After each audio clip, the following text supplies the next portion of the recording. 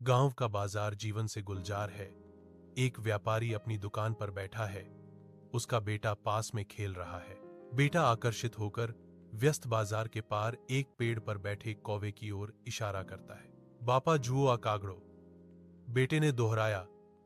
उसकी आंखें काली चिड़िया पर टिकी थी। पिता मुस्कुराते हैं अपने बेटे के आकर्षण को देखते हुए और जवाब देते हैं, हां बेटा कागदो। धूप पत्तियों से छनकर आती है, जैसे कौवा नीचे के जीवंत दृश्य को देखता है। कौवा काम काम करता है।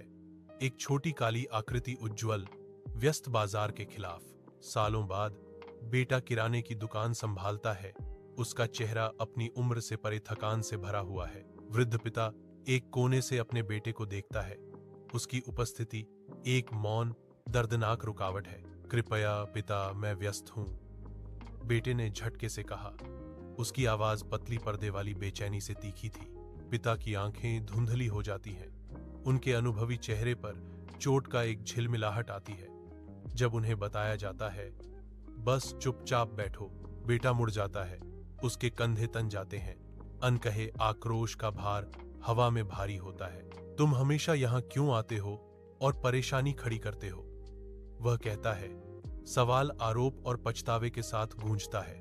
एक बूढ़ा दुकानदार दुख से पुरानी बही खाते सौंपता है। उसका चेहरा वर्षों की कठिनाई से बना है। वह कुछ समझाने की कोशिश करता है। उसकी आवाज थोड़ी कांपती है, लेकिन शब्द हवा में भारी लगते हैं। बेटा पन्नों को पलटता है। उसका भाव अस्पष्ट है, क्योंकि वह अतीत के भार को सोख लेता है। बापा जुओ आ काग दो बौंठ, हाँ बेटा काग दो, बेटा फुसफुसाता है। उसके शब्द शांत स्टोर में गूंजते हैं। उस पर पछतावे की एक लहर दौड़ जाती है, जो उसके वर्तमान व्यवहार के विपरीत है।